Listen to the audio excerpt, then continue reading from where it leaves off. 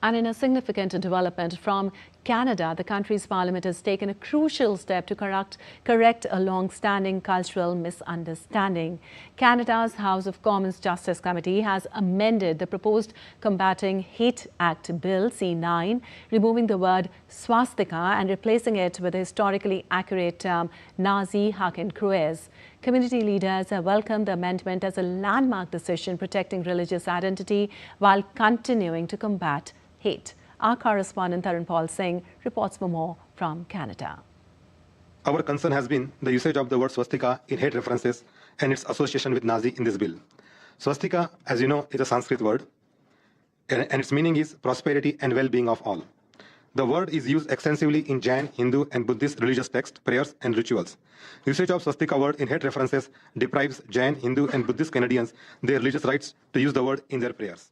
The vote on 9 December 2025 followed months of testimony and petitioning by more than 100 Hindus, Jain, and Buddhist organizations.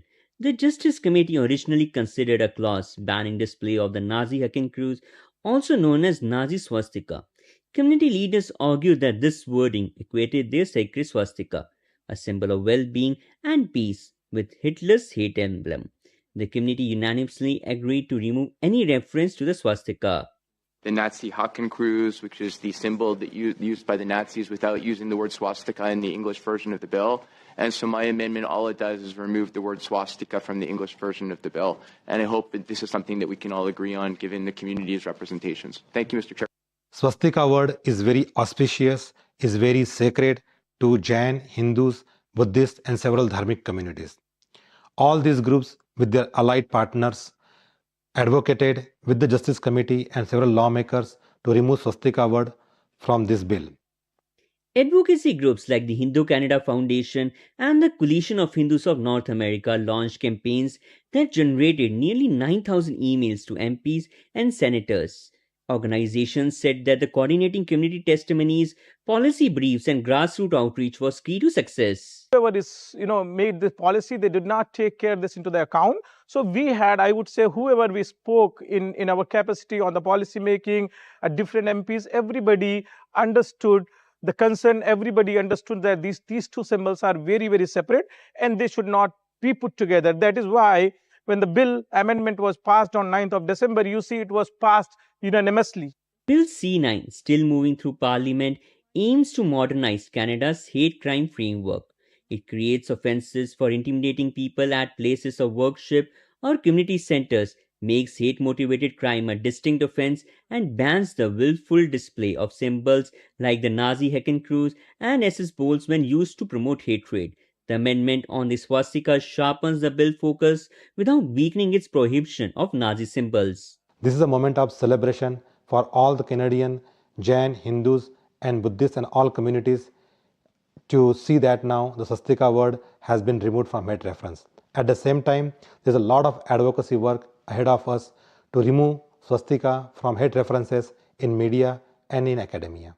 Hinduphobia bill, which is passed in Mississauga by Deepika Damrela, who brought this forward, and then this bill was also passed unanimously because everybody understands this unanimous decision when it comes, that means there is something on the surface, right? So that is where these all politicians came together and they said this is a real problem which we need to address. In any society, everybody has a right to live fearlessly, right? They should not be called out because what they believe in, what is their faith. The community living here in Canada hailed as a landmark victory by Canada's dharmic communities and their allies. More than 100 organizations from the Hindu Federation to Buddhist temple coalitions coordinated petitions, briefing, and interfaith dialogues. While the battle over other parts of Bill C-9 continues, this amendment sets a vital precedent given the community's hope that the legislation can be inclusive and accurate.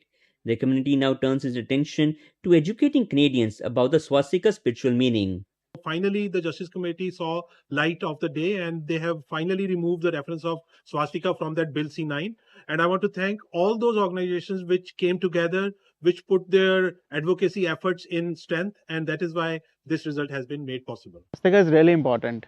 When I was born or when I grew up in India, in each and every occasion or every festival, my mother used to draw it. So that is where I learned a lot about our religion, our Hinduism.